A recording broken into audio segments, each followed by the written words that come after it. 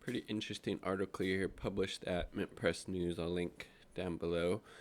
Digital Trails: How FBI Identifies, Tracks, and Rounds Up Dissidents by Anisha Whitehead and John Whitehead. I'm assuming some type of relation there. Americans deserve the freedom to choose a life without surveillance and the government regulation that would make that possible.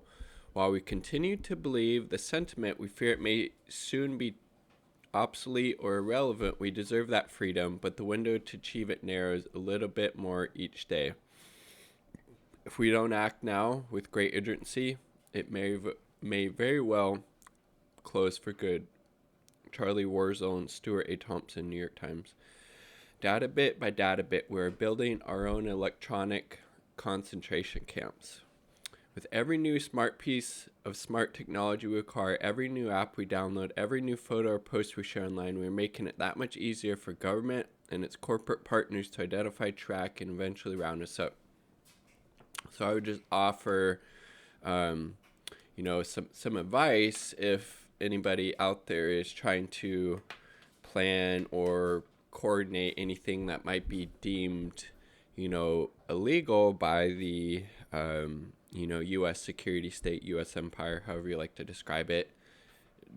Don't do it through any type of electronic means, even through things like the Signal app, because the, FBI or whatever other, state apparatus, they don't need to crack your Signal app. All they need to do is be able to get into your phone to access that. So if you're planning any type of covert activity with you and your comrades, do that in person.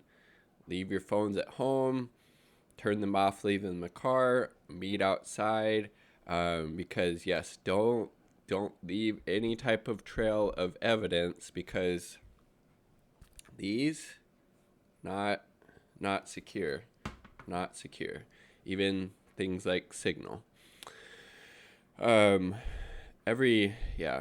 Eventually round us up. Saint or sinner, it doesn't matter, because we're all being swept up into a massive digital data dragnet that does not distinguish between those who are innocent of wrongdoing, suspects, or criminals. And again, the whole issue of, criminality, like, okay, it's not criminal when the U.S. empire bombs and kills countless amounts of people all over the global south. That's justified violence. But when an individual acts out in a violent way, they're thrown in a cage for that. Or if the state doesn't like how or what somebody is protesting, they're brutalized and oppressed or killed by the police.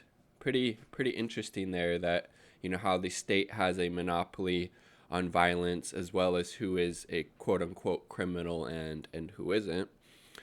To live in a suspect society, the government's efforts to round up those who took part in Capitol riot shows exactly how vulnerable we are to the menace of surveillance state that aspires to a godlike awareness of our lives. And don't be a snitch, don't be a rat, don't be trying to help the FBI, the government, catch the people that participate in the Capitol riots. They have enough tools and resources to do that themselves. So don't do that. Relying on selfies, social media posts, location data, geotag photos, facial recognition, surveillance cameras, and crowdsourcing. So yes, don't be one of those crowdsourcing people. Government agents are compiling a massive data trove on anyone and everyone who may have been anywhere in the vicinity of the Capitol on January 6, 2021. The amount of digital information is staggering. 15,000 hours of surveillance and body-worn camera footage, 1,600 electronic devices, 270,000 digital media tips. Don't be one of those people. At least 140,000 photos and videos, and about 100,000 location pings for thousands of smartphones. And that's just what we know. More than 300 individuals from 40 states have already been charged, and another 280 arrested in connection with events of January 6.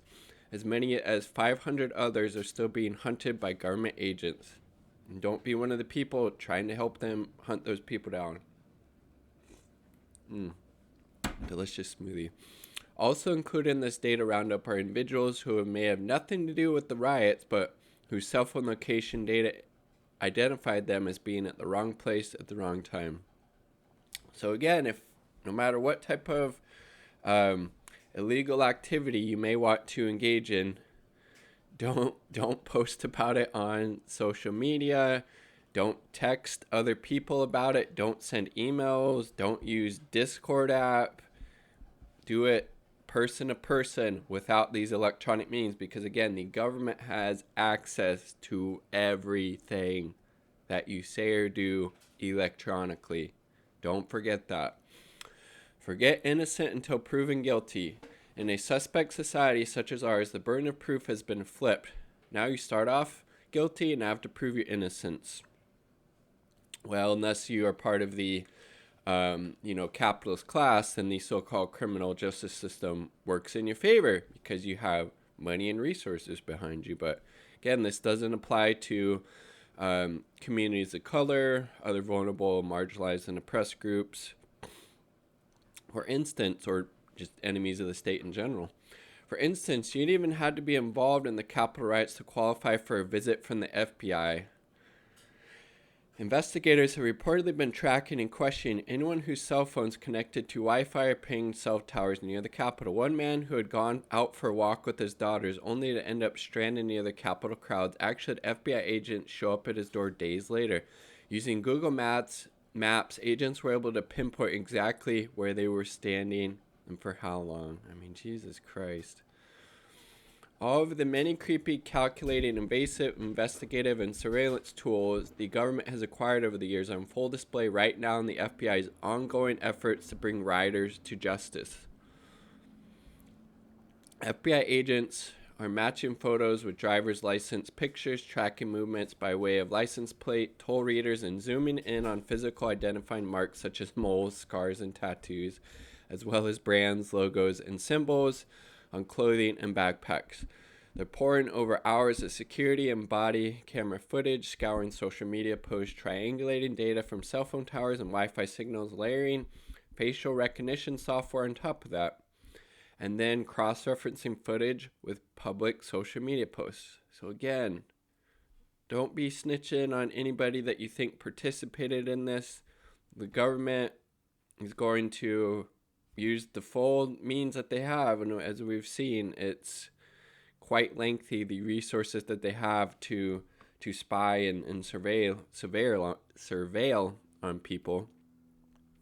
Deep state dogs. It's not just the FBI in the hunt, however. They've enlisted the help of volunteer posses of private citizens such as deep state dogs to collaborate on the grunt work.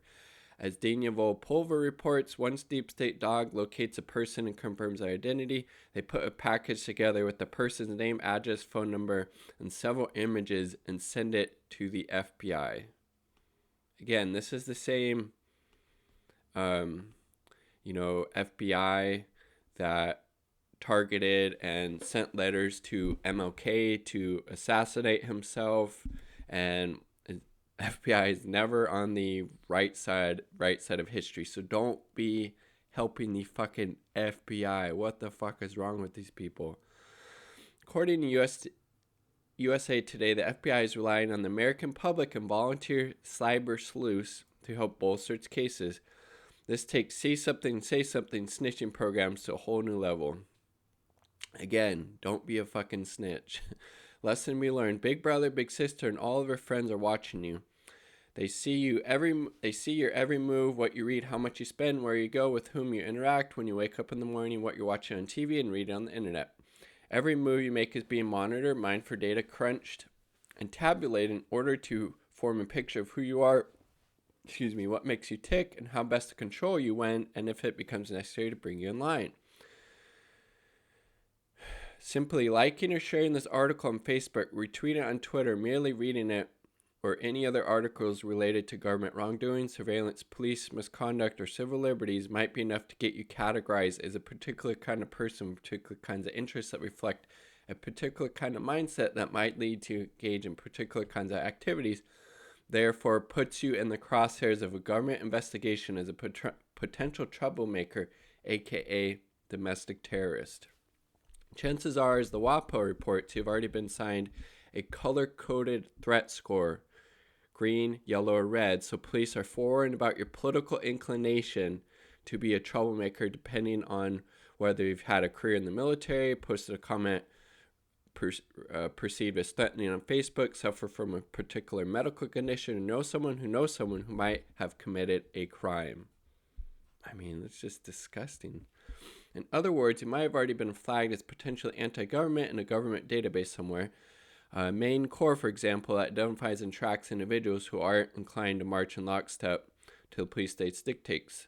The government has the know-how. It took days, if not hours or minutes, for the FBI to begin the process of identifying, tracking, and rounding up those suspected of being part of the Capitol riots. Imagine how quickly government agents could target and round up any segment in society they wanted to based on the digital traits and digital footprints we leave behind. Of course, the government has been hard at work for years acquiring these totalitarian powers. All they need is data. So good. Long before the January 6 riots, the FBI was busily amassing the surveillance tools necessary to monitor social media posts, track and identify individuals using cell phone signals and facial recognition tech, and round up suspects who may be of interest to the government for one reason or the other. As The Intercept reported, the FBI, CIA, NSA, and other government agencies have increasingly invested in corporate surveillance technologies that combine constitutionally protected speech on social media platforms such as Facebook, Twitter, and Instagram in order to identify potential extremists and predict who might engage in future acts of anti-government behavior. And again, these tools of surveillance, these tools of oppression and social control will always predominantly be used against the left. People who call out the U.S. empire, the U.S. security state, imperialism, capitalism, white supremacy, etc. All it needs is the data, which more than 90% of young adults and 65% of American adults are happy to provide. When the government sees all and knows all, has been an abundance of laws to render even the most seemingly upstanding citizen a criminal and a lawbreaker, then the old adage that you've got nothing to worry about if you've got nothing to hide no longer applies. And that old adage is such fucking bullshit. I never believed in that shit. As for the Fourth Amendment and its prohibition on warrantless searches and invasions of privacy without probable cause, those safeguards have been rendered all but useless by legislative end runs, judicial justifications, and corporate collusions. Yes, Google, Facebook, Twitter, the like, all tied up like this with the U.S. government and the U.S. security state. We now find ourselves in the unenviable position of being monitored, managed, and controlled by our technology, which answers not to us, but to our government and corporate rulers. Consider that on any given day, the average American going about his daily business will be monitored, surveilled, and spied on and tracked in more than 20 different ways by both government and corporate eyes and ears. 20 different ways. A byproduct of this new age in which we live, whether you're walking through a store, driving your car, checking email, or talking to friends and family on the phone, you can be sure that the government agency, whether the NSA or some other entity, is listening in and tracking your behavior. This doesn't even begin to touch on the corporate trackers that monitor your purchases, web browsing, social media posts, and other activities taking place in cybersphere. For example, police have been using Stingray devices mounted on their cruisers to intercept cell phone calls and text messages without court-issued search warrants. Think about that. So again, we shouldn't have to do this, but if you are thinking about and engaging in any type of behavior that the government might deem as against their interests, don't leave an electronic record of that. Very important. Doppler radar devices, which can detect human breathing and movement within a home, are already being employed by the police to deliver arrest warrants. License plate readers, yet another law enforcement spying device made possible through funding by the Department of Homeland Security, abolished DHS, can record up to 1,800 license plates per minute. Moreover, these surveillance cameras can also photograph those inside a moving car. Reports indicate that the DEA has been using the cameras in conjunction with facial recognition software to build a vehicle surveillance database of the nation's cars, drivers, and passengers. Sidewalks, public space cameras sold to gullible communities as surefire means of fighting crime is yet another DHS program that is blanketing small and large towns alike with government-funded and monitored surveillance cameras. It's all part of a public-private partnership that gives government officials access to all manners of surveillance cameras on sidewalks, on buildings, on buses, even those installed on private property. Couple these surveillance cameras with facial recognition and behavior sensing technology, and you can have the makings of a pre-crime cameras, which scan your mannerisms, compare you to the preset parameters of normal behavior, and alert the police if you trigger any computerized alarms as being suspicious. State and federal law enforcement agencies are pushing to expand their biometrics and DNA databases by requiring that anyone accused of a misdemeanor have their DNA collected and cataloged. Again, just being accused of a fucking misdemeanor, and they're wanting to catalog your fucking DNA. Gee, it's so disgusting. However, technology is already available, allows the government to collect biometrics such as fingerprints from a distance without a person's cooperation or knowledge. One system can actually scan and identify a fingerprint from nearly 20 feet away. Developers are hard at work on a radar gun that can actually show if you or someone in your car is texting. Another technology being developed, dubbed a textilizer device, would allow police to determine whether someone is driving while distracted. Refusing to submit one's phone to testing can result in suspended or revoked driver's license. It's a sure bet that anything the government welcomes and funds too enthusiastically is bound to be a Trojan horse full of nasty, invasive surprises. Case in point, police body cameras. Held as the easy fix solution to police abuses, these body cameras made possible by funding from the Department of Justice turn police officers into roving surveillance cameras. Of course, if you try to request access to that footage, you'll find yourself being led a merry and costly chase through miles of red tape, bureaucratic footmen, and unhelpful courts. The Internet of Things refers to the growing number of smart appliances and electronic devices now connected to the Internet and capable of interacting with each other and being controlled remotely. These range from thermostats and coffee makers to cars and TVs. Of course, there's a price to pay for such easy control and access. The price amounts to relinquishing ultimate control of and access to your home, to the government and its corporate partners. For example, while Samsung's smart TVs are capable of listening to what you say, thereby allowing users to control the TV using voice commands, it also records everything you say and relays to a third party, e.g. the government. Damn. Then again, the government doesn't really need a spy on you using your smart TV, and the FBI can remotely activate the microphone on your cell phone and record your conversations. The FBI can also do the same thing to laptop computers without the owner knowing any better. Really? That can really happen? Yes. Do you want to look at the article? Let's see. Hi, guys. I never heard him doing that. FBI taps hacker tactics to spy on suspects. Let's see. Oh, is it not going to let me read it? Oh, you fucker. It's behind a paywall. Well, I believe it. I've heard that before, so. That's crazy. Yeah.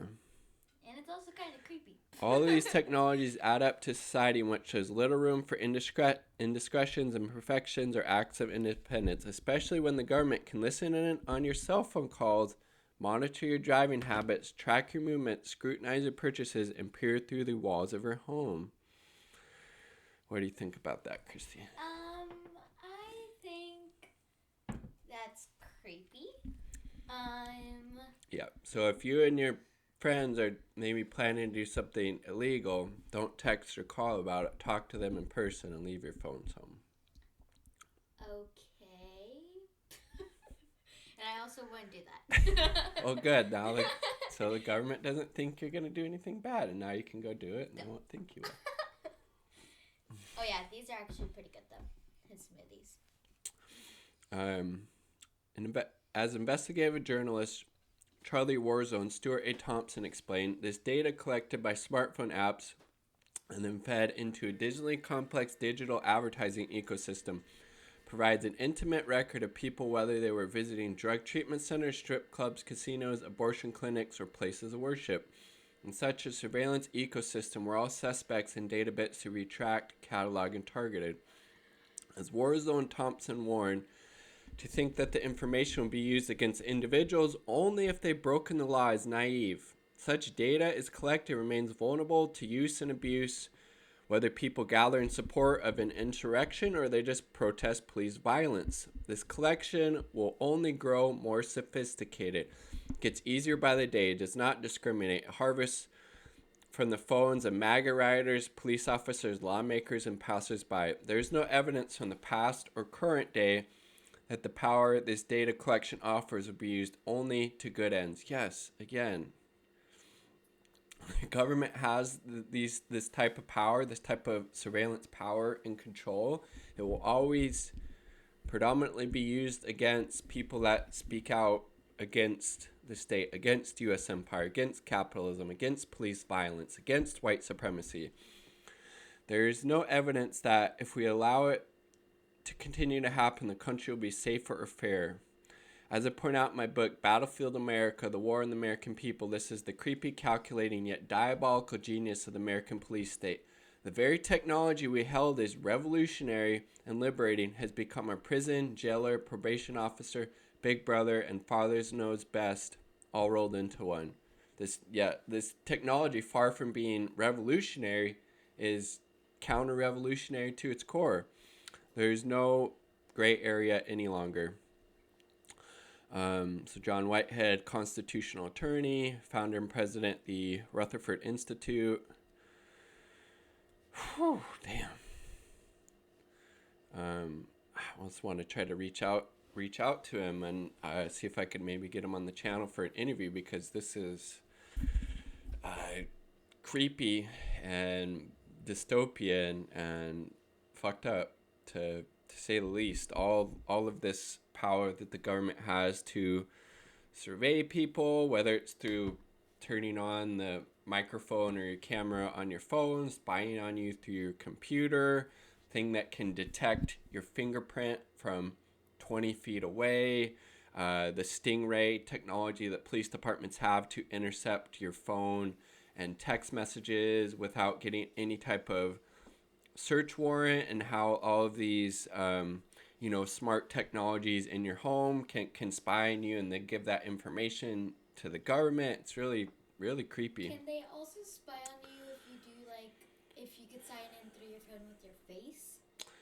Yeah, they can just, whatever phone you have, they could have access to turn on your camera, your microphone, read your text messages, anything that's on your phone. They could hack into it. That's why even so-called encrypted text message apps like Signal aren't really some magical thing, because all they need to do is get access to your phone, and then they would have access to everything that you've done through Signal. So That's creepy.